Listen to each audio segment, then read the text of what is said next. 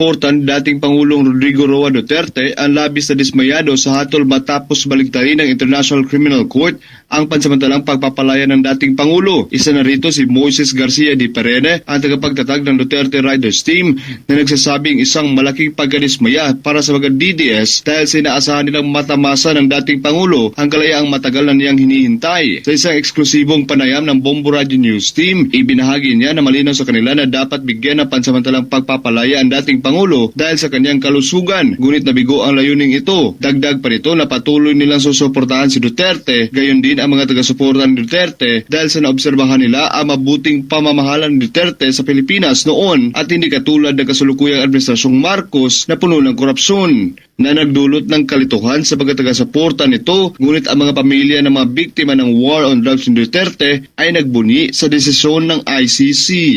Nakakalungkot kasi yun nga, as expected namin na magkakaroon na ng interim release, granted yung interim release ni Tatay Digong dahil pa doon sa vital condition niya.